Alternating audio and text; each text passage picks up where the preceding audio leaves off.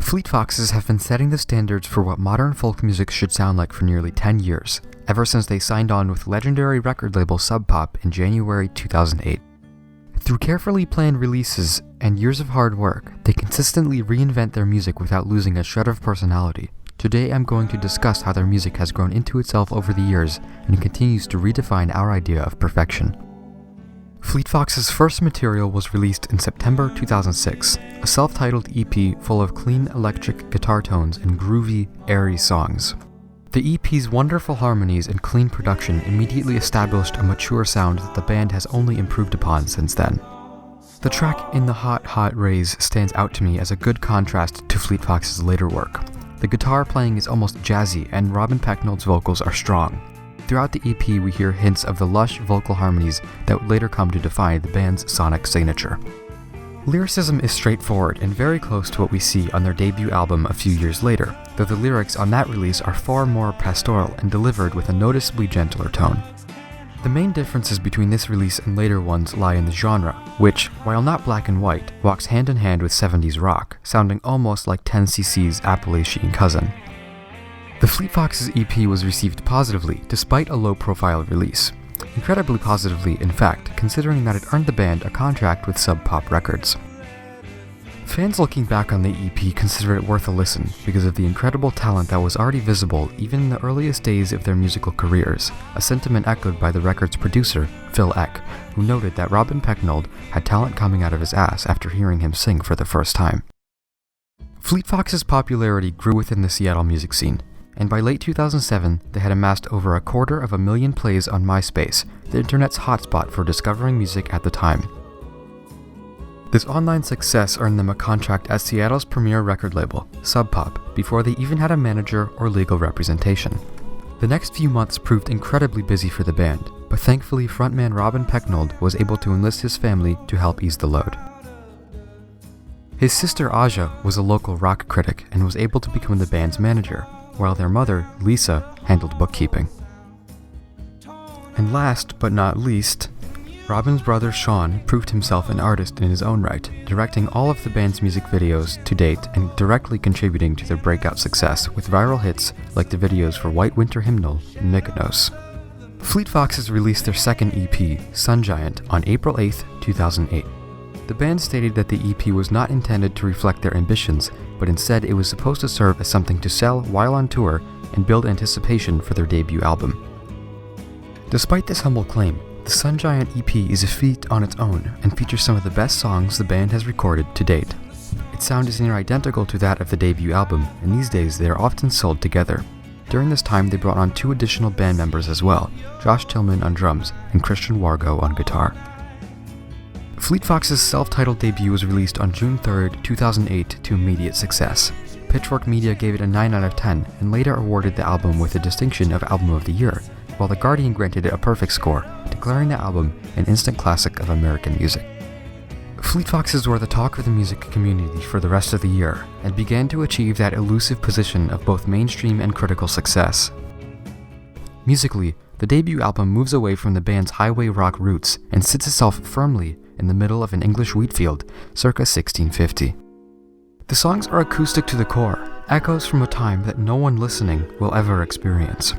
The lyrics carry narratives unseen in the band's previous work, though Robin Pecknold later expressed distaste for the style, referring to it as fantasy RPG lyricism, a comment at the lack of subtext, relevancy, or deeper meaning in songs on the album such as Tiger Mountain Peasant Song or White Winter Hymnal. But that doesn't mean that the lyrics exist only as harmonious decoration.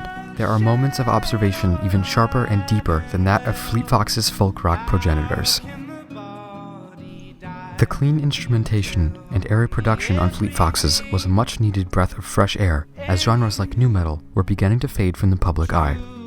The songs echo as if recorded in one of the cathedrals that served as the center of one's life in the age of English pastoralism the album so vividly conjures thoughts of. Comparisons are easy to make. People love to refer to Fleet Foxes' debut as Northwestern Beach Boys or 21st Century Nick Drake, or any number of other irrelevant things. The bottom line is that the band created something amazing, an album that, while familiar, is completely unique. It is a triumph of vocal melody, songwriting, atmosphere, production, and creativity. lush acoustic arrangements convey euphoria at times, and conversely, moments of cold darkness. The album is a beautifully packaged, bucolic, landmark achievement in American music. It was almost impossible to think that Fleet Foxes would be able to improve upon what they created here, but eventually they did. 2011's Helplessness Blues is deeper than its predecessor in every way, but its scope did not come without a cost. The band made multiple attempts to write, rehearse, and record new material, but touring got in the way and they lost over $60,000 that they had spent on a Seattle recording space and equipment in 2009.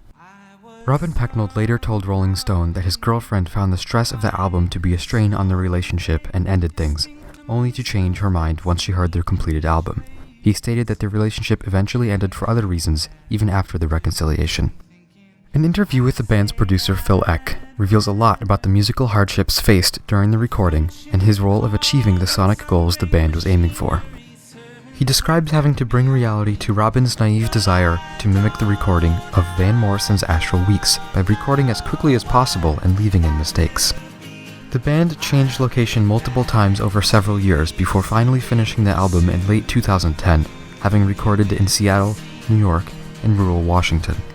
Helplessness Blues was released on May 3rd, 2011, to immediate success, and it proved to be, to a degree, polarizing as well. The most notable difference between Helplessness Blues and 2008's Fleet Foxes is the obviousness that the former was not easy to make. But it's clear from the opening moment of Helplessness Blues that we're in for something quite different this time around.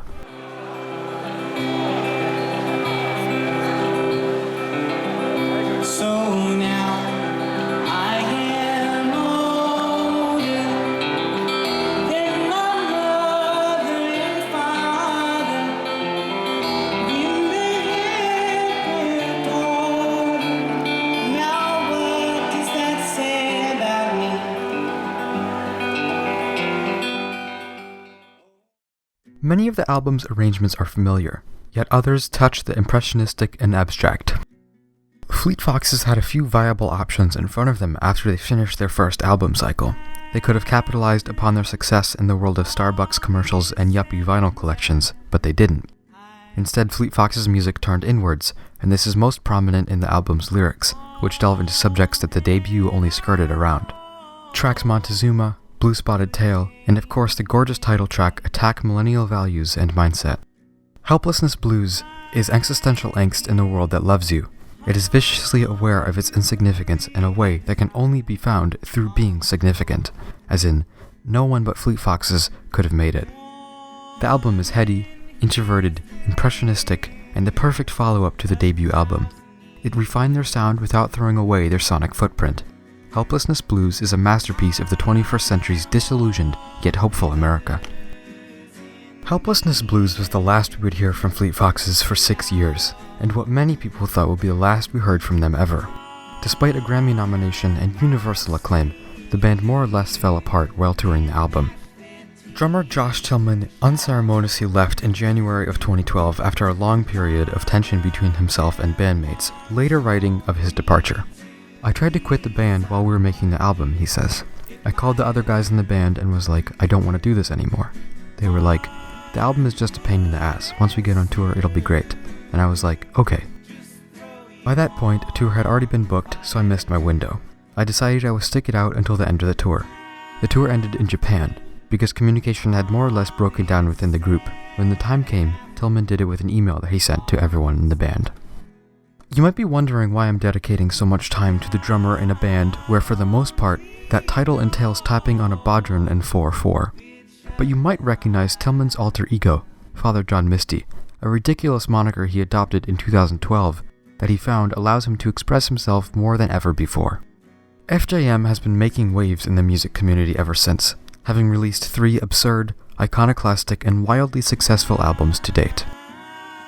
His music is among my all-time favorites, and I highly recommend it. It hits the perfect sweet spot between overly ironic and cheesy, and his lyrics are razor sharp. Fleet Foxes was presumed dead for some time, and the only evidence of the band's continuation was 2 mysterious Instagram posts in June 2013. We learned in a 2014 Facebook post that Robin Pecknold had moved to New York City to go to college at Columbia University. He spoke of the experience. I had a kind of identity crisis, he says. I'd built this one identity, then I tore it down and built another. Whereas he'd been a hairy and unshowered rocker, he notes with a laugh. In New York, he shaved his head and turned himself into a clean-cut school guy. Going back to school feels like the most boring thing I can do. I got a kick out of that. He took humanities classes at Columbia, studying 20th century art and literature, but college ends, and so did Fleet Foxes' hiatus. Their third album was confirmed to exist in May 2016 on Facebook by Pecknold, who wrote that it would have a different vibe and feature drumming from Neil Morgan, a drummer known for his work with Joanna Newsom and Bill Callahan. The album was officially announced in December 2016 as Yilla Yali. The name came from the Knut Hamsun novel Hunger, but this was scrapped when it was pointed out that the author was close friends with high-ranking Nazi officials, including Adolf Hitler and Paul Joseph Goebbels. The first single, 3rd of May, was released on March 7th of 2017, an 8-minute epic full of otherworldly harmonies, 12-string guitar, a string quartet, and piano. It came alongside the announcement that the album had been renamed to Crack Up after an F. Scott Fitzgerald essay in which he described everything in his life that he felt held him back. He wrote of himself as a cracked plate, the kind which makes one wonder whether it is worth preserving. Crack Up is one of the best albums I have ever heard. The band leaves behind their very genre-specific roots, creating a progressive experience unmatched in modern music. The arrangements on Crack Up leave folk behind. The general instrumentation remains, but so much more is added, and nothing is lost save the simplistic coffee shop guitar tunes. Even the more simplistic tracks feature complex ambience and exquisitely layered production. The authentic Fleet Foxes sound is present on Crack Up, but gone are the pastoral overtones. There are a few obvious reasons for this. Rob and Pecknold had been in New York City for some years before writing and recording the album, and they did not hold themselves up in the farmlands to record it either. Crack Up was recorded primarily in NYC, as well as partially in Seattle. And not only did location influence this tonal shift, but prevailing musical trends did too. Pecknold was asked by Pace magazine if he regretted disappearing from the spotlight during the 2010s indie folk explosion. His reply, "After that whole period, there was a bit of a cultural folk fatigue. Instead of participating and going down with the ship, I think we decided just to do other things for a while and concentrate on making a record we were proud of, regardless of whatever context was happening outside of it." Crack Up is a masterpiece. It tops Fleet Foxes' previous work, and it blows our conceptions of folk music out of the water. The album contains soaring highs and the lowest lows, often within the same song. It stays true to itself, turning inward once again, rather than attempting to comment on things forcibly, without personal connection. And this is what makes it truly amazing. Fleet Foxes write what they know, and in the 6 years since Helplessness Blues, they learned a lot. The story of Fleet Foxes is an inspiring one. It isn't steeped in myth like many others. It doesn't involve colossal struggle, and there is little room to worship the band members like philosopher kings. But the value of knowing Fleet Foxes' backstory serves to further the listener's appreciation of their music. It illuminates the band's unrelenting search for sublimity in their wholly original, sometimes disorienting, always comforting records.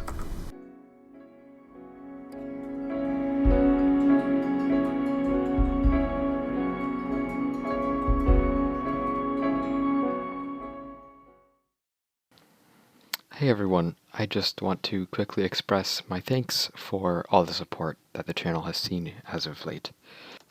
It takes a long time to edit these videos, and nothing brings me more joy than when people like them. So I would really appreciate it if you help me continue my YouTube journey by sharing the channel with people that you know or continuing to watch my videos. And additionally, if you do have some extra income and would like to support the channel monetarily, that is an option. I have a Patreon account, and there are some cool perks there if you would like to sign up and donate once a month to help me make better videos. Again, if you can and want to donate, please do. Going forward, there's going to be a lot on the channel. I'm going to be making short films, podcasts, and more essays than I can name off the top of my head. I greatly appreciate your support. Most of my videos take around 45 to 50 hours to complete, and it would be nice to see a monetary return from that, especially considering the fact that none of them make money from ads.